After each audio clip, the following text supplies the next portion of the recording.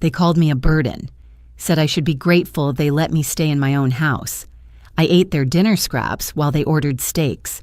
But the night I won $63 million, they started calling me Mommy Dearest. That's when I knew exactly what I had to do. My name is Barbara Sullivan. I'm 72 years old, and I'm about to tell you a story that still makes my hands shake when I think about it. Before we start, leave a comment and let me know where you're watching from. I love hearing from all of you. This all started 3 years ago when my husband George passed away. We'd been married for 48 years. He was a factory supervisor, worked his whole life at the same plant. We raised 3 children, Michael, Jennifer, and David. We weren't rich, but we were comfortable. We paid off our mortgage, helped the kids through college, and saved what we could. When George died, everything changed overnight. His pension ended with him. I was left with my Social Security, exactly $917 a month. The house was paid off, thank God, but property taxes, utilities, insurance, groceries, it all added up fast. I'd worked part-time as a school secretary for years, but that pension was tiny. Together, I was living on about $1,400 a month. I thought my children would understand. I thought they'd help me figure it out. Instead, Michael showed up 2 weeks after the funeral with his wife, Tiffany, and a proposal. They'd been renting an apartment for years, struggling to save for a house. He suggested they move into my 4-bedroom home. "Just temporarily, Mom. We'll help with expenses. You won't have to worry about anything." I was lonely. The house felt enormous without George. Having family around seemed like a blessing. I said yes immediately. Looking back now, I can see how naive I was. How desperately I wanted to believe my own son had my best interests at heart. They moved in that spring. Michael and Tiffany took the master bedroom. My bedroom, the one I'd shared with George for 30 years. They said the bigger closet made more sense for them since they both worked and needed professional clothes. I moved into the smallest bedroom at the end of the hall. The room that used to be David's childhood bedroom, still with the blue wallpaper he'd picked out when he was 9. At first, things seemed fine. Michael worked in pharmaceutical sales, made good money. Tiffany was a dental hygienist. They'd come home with shopping bags talking about their days. I'd cook dinner, trying to contribute however I could. They'd eat, leave their dishes on the table, and disappear into their room or go out with friends. The first argument happened 2 months in. I'd used some ground beef from the refrigerator to make meatloaf. Tiffany came home and exploded. That beef was expensive, grass-fed, organic. She'd bought it for a special recipe. I'd ruined her plans. I apologized, offered to replace it, but $900 a month doesn't leave room for $20 a pound ground beef. She rolled her eyes and said, "Just ask before you touch our food, Barbara." Our food, in my own house. That should have been my first warning sign.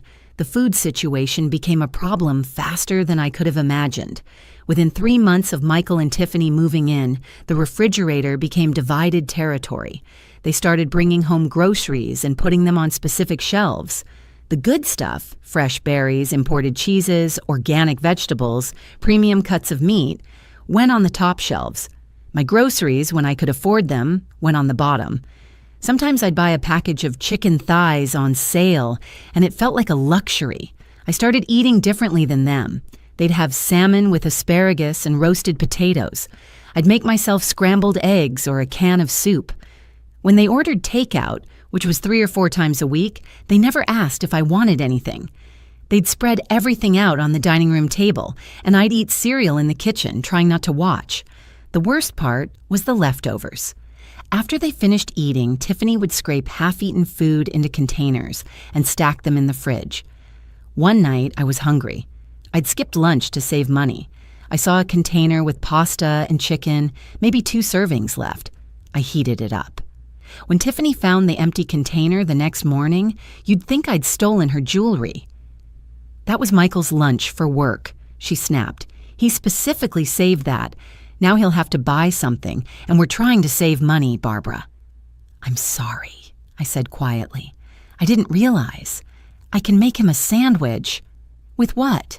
Your dollar store bread? She laughed, actually laughed. Just stay out of our food. If there's something we're done with, I'll let you know. That became the new system. When they were finished with something, a quarter of a casserole, a few pieces of pizza that had been sitting out too long, the heels of a loaf of artisan bread, Tiffany would tell me I could have it. Like I was a dog waiting for table scraps. In my own home, in the house my husband and I had worked 30 years to pay off. I started shopping at discount grocery stores, buying whatever was marked down. Dented cans, day-old bread, bruised produce. I'd portion everything carefully, making meals stretch. Some nights, dinner was toast with butter and a cup of tea. I lost weight. My clothes hung loose. At my annual checkup, my doctor asked if I was eating enough. I'm fine, I lied. Just watching my figure. Jennifer visited once during this time. My daughter lived 2 hours away with her husband, Craig, and their 2 teenagers. She'd always been Daddy's little girl, and after George died, she barely called. When she did visit, she took one look at how Michael and Tiffany had taken over and said nothing. She had dinner with us. They made a big show of cooking something nice. When Jennifer was there, and then she left. She hugged me goodbye and whispered, "At least you're not alone, Mom." Alone. I'd never felt more alone in my life. I was surrounded by people in my own house, yet I was invisible. Worse than invisible. I was tolerated. An inconvenience they'd learned to work around. David, my youngest, was stationed overseas with the Marines. We emailed occasionally, but he had his own life, his own problems. I didn't want to burden him with mine. 6 months after they moved in, Jennifer and Craig announced they were struggling financially. Craig had been laid off from his job as an electrical engineer, and they were behind on their mortgage. Jennifer called me crying. She needed help. She needed family. Before I could process what was happening, they were packing up their house and moving into mine. My 3-bedroom house now held 7 people. Michael and Tiffany in the master. Jennifer and Craig in what used to be Jennifer's childhood room. Their 2 kids, Emma and Tyler, aged 15 and 13, in what used to be the guest room. And me, still in David's old room, now listening to teenagers argue through thin walls and watching my grocery budget get even tighter. The house became chaos. Jennifer and Craig didn't work. They were looking for opportunities and networking. What they actually did was sleep until 10, use all the hot water, leave messes everywhere, and act like they were doing me a favor by living there. The kids treated the place like a hotel. They ate everything in sight, left dishes piled in the sink, and never once thanked me when I cleaned up after them. The electric bill tripled. Everyone had laptops, phones charging constantly, TVs running all day. The water bill skyrocketed with 5 extra people showering, doing laundry, running the dishwasher. My carefully managed budget of $1,400 a month couldn't cover it. I started getting late payment notices. That's when Michael called the family meeting.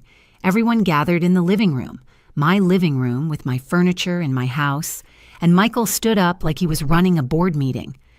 "We need to talk about finances," he said.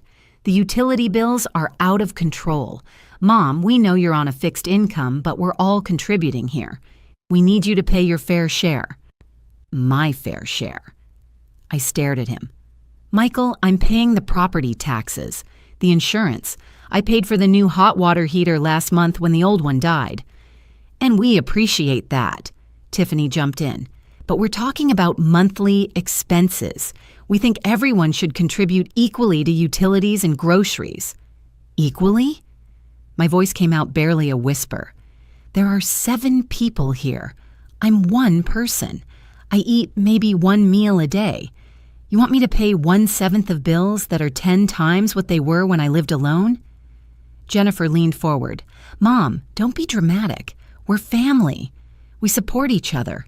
You're acting like we're taking advantage of you. Aren't you?" The words came out before I could stop them. The room went silent. Then Michael's face hardened.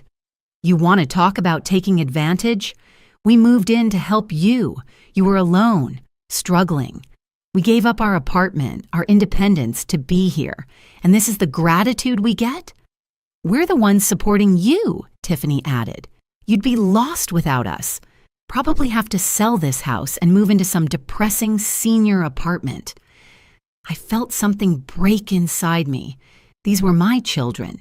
The babies I'd raised, fed, clothed, sent to college, the ones I'd sacrificed for, worked extra shifts for, gone without so they could have more. And they were sitting in my living room telling me I should be grateful they'd taken over my home. The contribution they demanded was $300 a month. $300 out of my $900 Social Security check. That left me with $600 for everything else: food, medication, co-pays, clothing, anything that came up. I was already using the last of George's life insurance to cover property taxes. There was no room left to cut. I tried to explain this to them. I showed them my bank statements, my bills, my budget written out on notebook paper. Michael barely glanced at it. "You need to make it work, Mom. We all have expenses. Tiffany and I are saving for our own house. Jennifer and Craig need to get back on their feet. We can't carry the entire household." "This is my household," I said quietly, "and we're letting you stay in it," Tiffany shot back. Then she caught herself, softened her voice artificially. "What Michael means is, we're all in this together. Family helps family." I paid the $300 that month, and the next, and the next.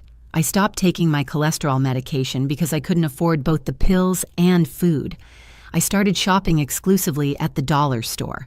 My diet became toast, eggs when they were on sale, rice, beans, whatever I could make stretch. I lost more weight. My hands started shaking from low blood sugar.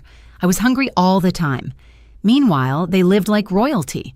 Michael and Tiffany bought a new car, a luxury SUV with heated leather seats. They went out to expensive restaurants 3 times a week.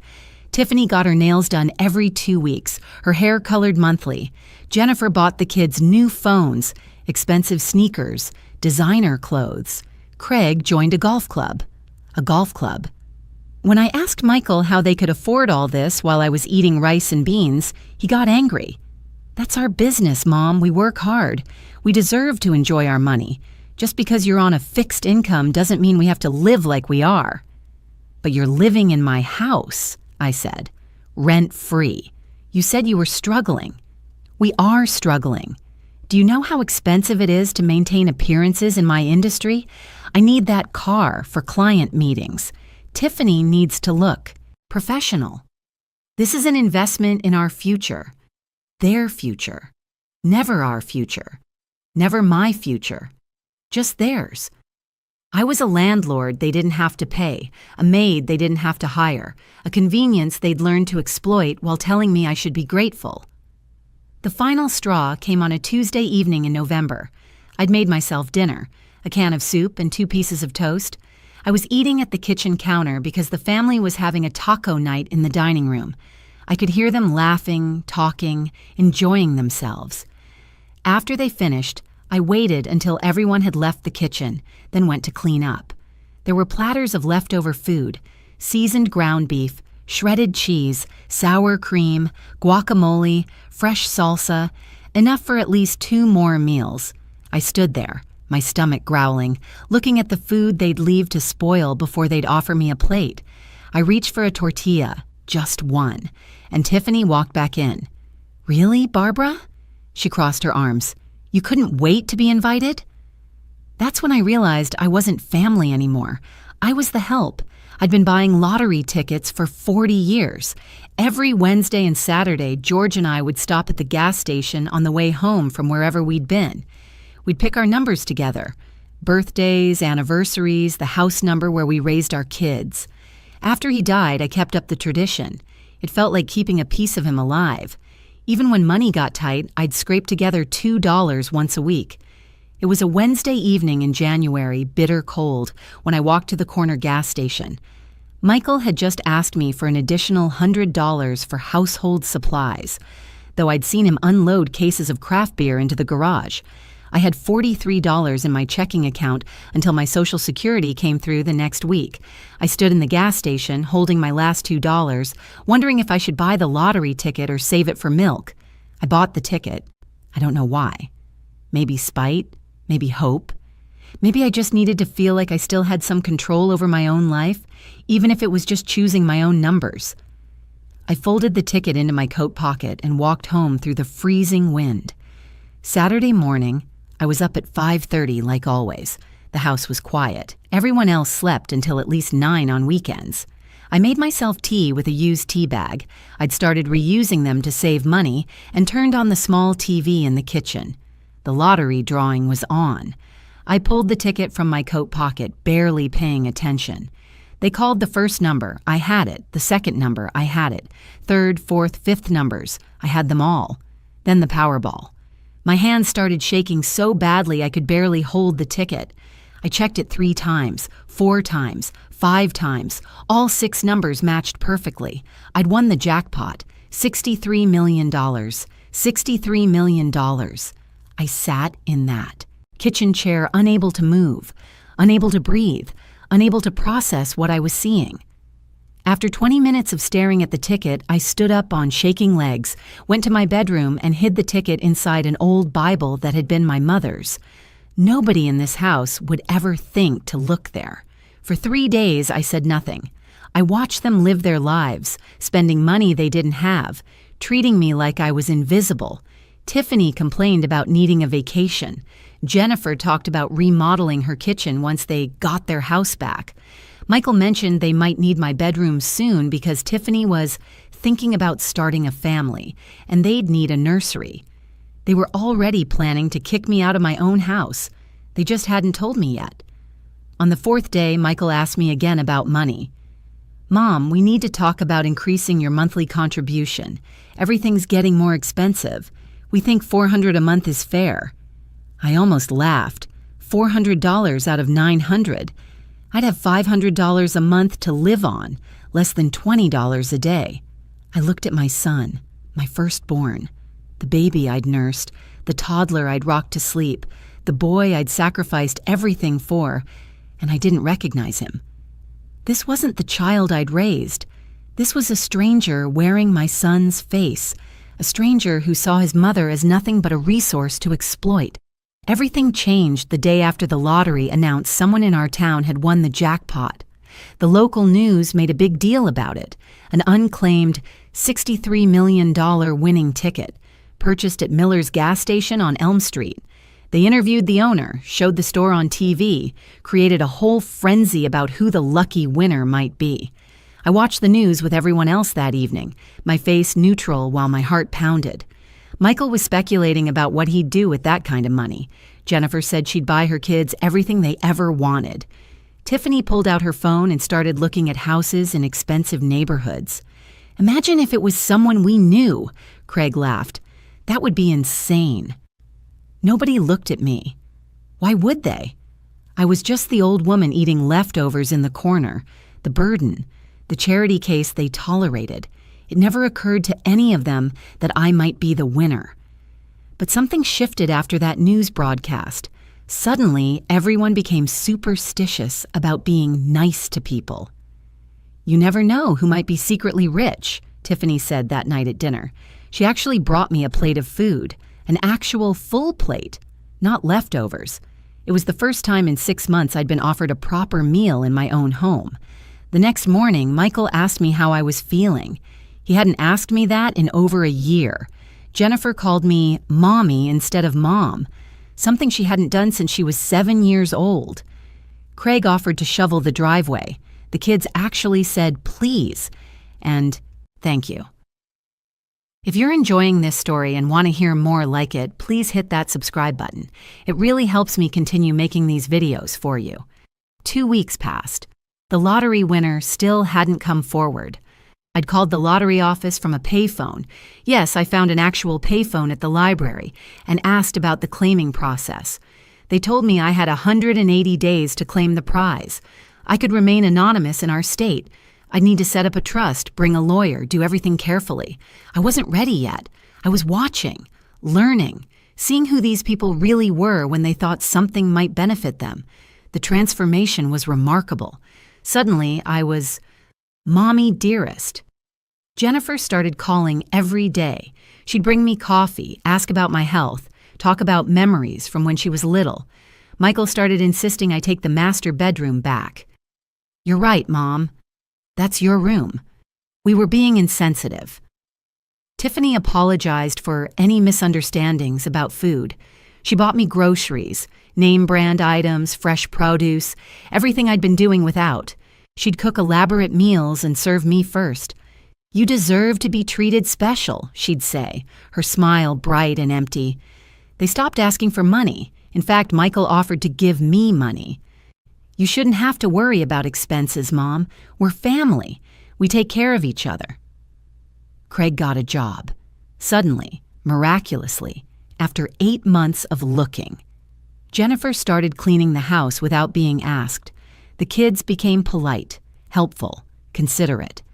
They'd all transformed overnight into the loving, grateful family I'd once believed I had, and every single thing they did made me more certain of what I'd suspected from the beginning. None of it was real. Every smile, every mommy dearest, every act of sudden kindness, it was all calculated. They didn't know I was the lottery winner, but they'd become terrified that someone nearby was, and they wanted to hedge their bets. They were being nice to me, to everyone really, just in case. I tested them. One evening, I mentioned I'd been thinking about my will. I hadn't updated it since George died.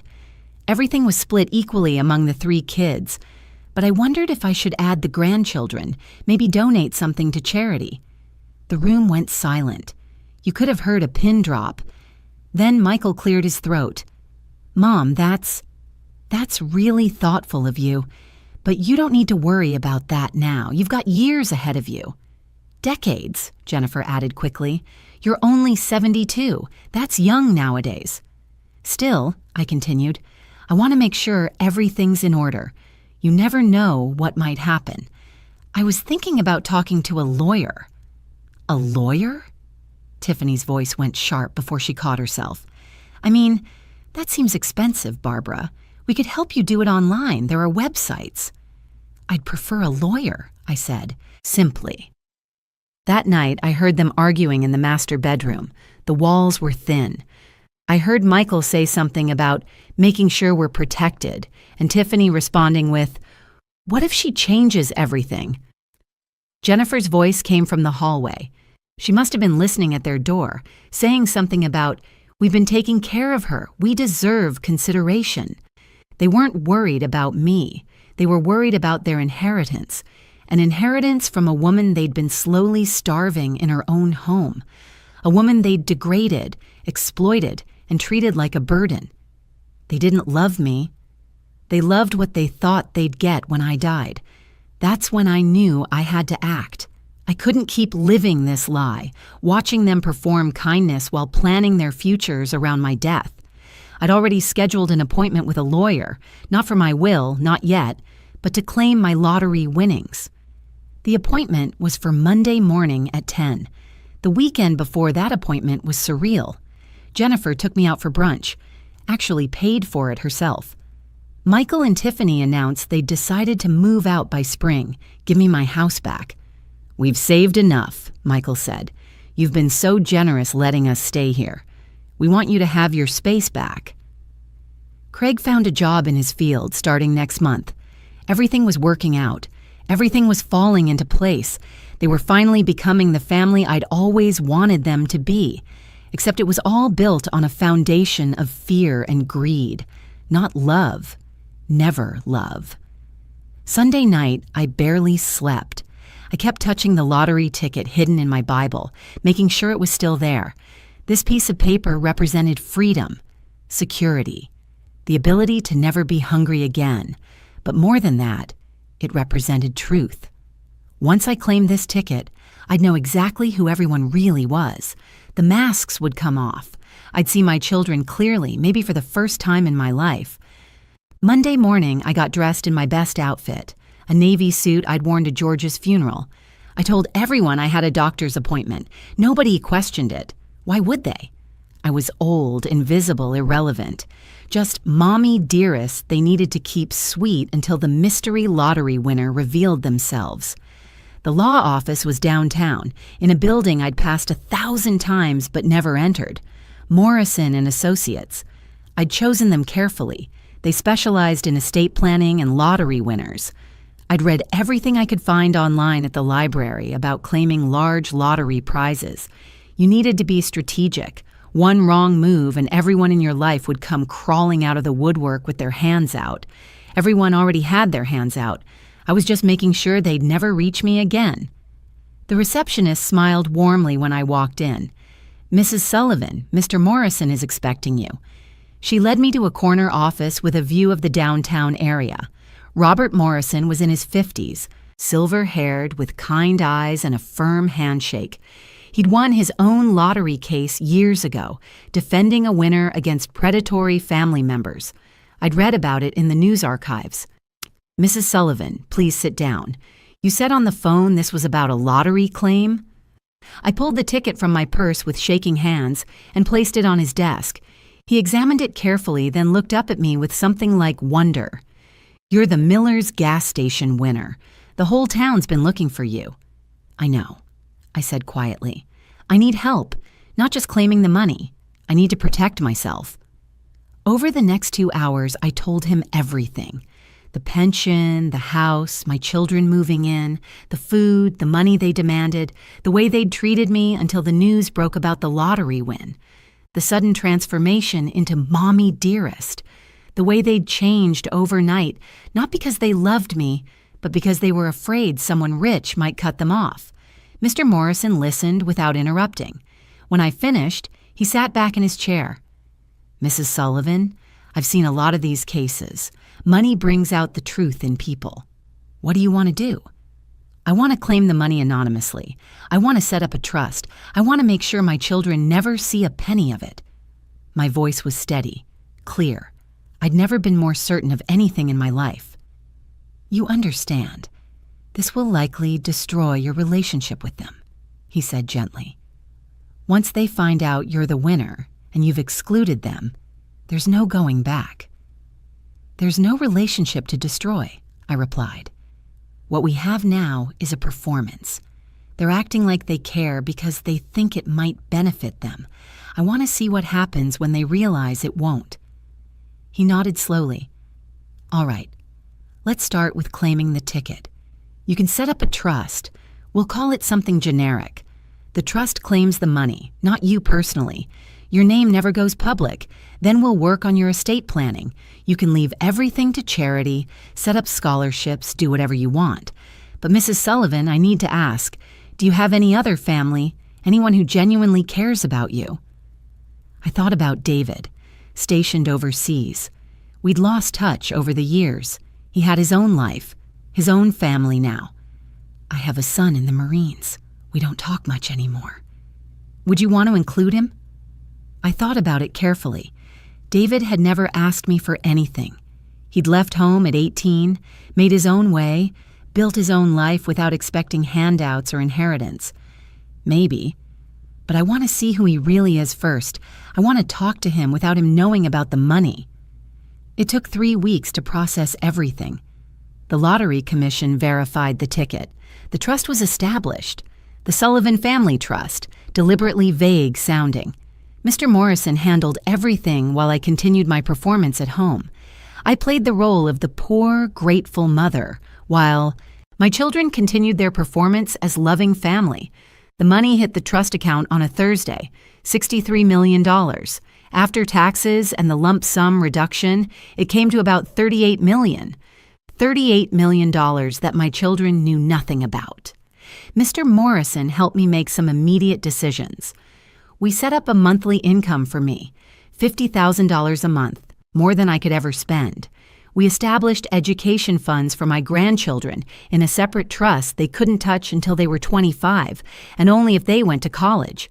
We donated $5 million to veterans organizations in George's name. We set aside money for David, if he wanted it, in a separate account. And then I did something that Mr. Morrison tried to talk me out of. I went home and told them I was selling the house. Selling? Michael's face went white. Mom, you can't sell. This is our family home. Your family home? I said quietly. You told me 3 days ago you were moving out in the spring, remember? You'd saved enough? We meant eventually, Tiffany stammered. We didn't mean right away. Where would you even go? I'm moving into a senior living community, one of those nice ones with activities and meal plans. I've already put down a deposit. This was true. I'd toured 3 places and chosen the nicest one. 2 bedrooms, full kitchen, beautiful views, social activities, security. It cost $4,000 a month, which would have been impossible before. Now it was nothing. But what about us? Jennifer's voice rose. Craig just started his job here. The kids are in school. We can't just move out right now. You'll figure it out, I said. You're all adults. You'll do what you need to do. The next week was chaos. They scrambled, made calls, looked for apartments they couldn't afford. They begged me to reconsider. They reminded me of every sacrifice they'd made living here, every bill they'd helped with, every kindness they'd shown. You were helping with bills? I said to Michael during one of these conversations. You paid $300 a month while living in a 4-bedroom house rent-free. I paid property taxes, insurance, maintenance, and gave you $300 on top of that. You didn't help with bills. You added to them. Mom, don't be like this, Jennifer pleaded. We're family. Family sticks together. You're right, I said. Family does stick together. Family doesn't treat each other like burdens. Family doesn't make their mother eat leftovers while they feast. Family doesn't demand money from someone living on $900 a month while they buy luxury cars and join golf clubs. That's not fair, Craig started. None of this was fair, I cut him off. But it's over now. You have 30 days to find somewhere else to live. The house goes on the market February 1st. I watched their faces transform. The kindness melted away. The masks cracked and fell. Tiffany called me ungrateful. Jennifer called me selfish. Michael said I was a bitter old woman who'd die alone. They said everything I'd known they were thinking for the past year, but had been too calculating to say out loud. The day they moved out, I sat in my empty house and felt peace for the first time in 18 months. They'd taken everything they owned and left destruction behind, holes in walls, stains on carpets, broken cabinet doors. They'd destroyed my home on their way out. One final act of spite from children who'd forgotten I was a person deserving of respect. I hired contractors. The house was repaired, painted, staged beautifully. It sold in 3 days for $40,000 over asking price. I didn't need the money, but it felt like vindication. This house, the one they'd treated like their personal hotel, the one they'd planned to inherit and probably sell the day after my funeral, it was gone. Out of their reach forever. I moved into my senior living apartment the same week. 2 bedrooms, one for me and one for the craft room I'd always wanted. I joined the book club, started taking watercolor classes, made friends with people who didn't see me as a resource to exploit. For the first time in years, I ate 3 meals a day. I gained back the weight I'd lost. The shaking in my hands stopped. Mr. Morrison finished redoing my will. Everything, the trust, the investments, the remaining lottery money was designated for charity. Veterans organizations, homeless shelters, food banks, scholarships for first-generation college students.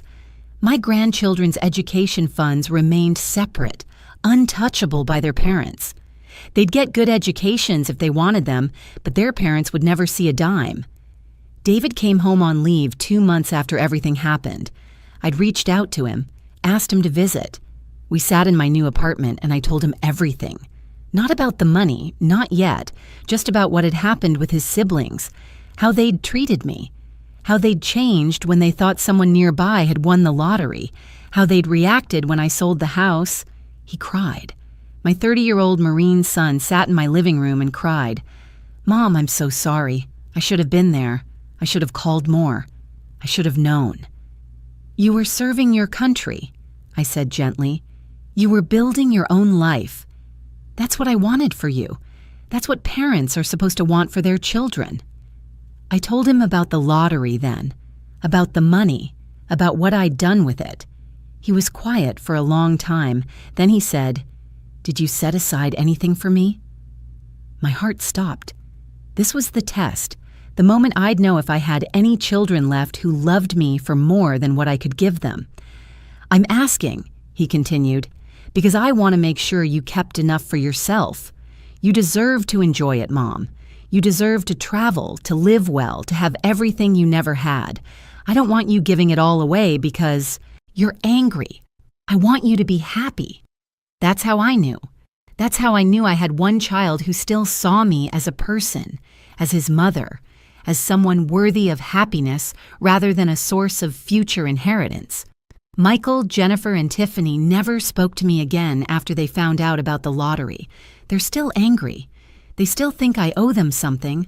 But I'm 72 years old, living in a beautiful apartment surrounded by friends, eating well, sleeping peacefully, and I owe them nothing.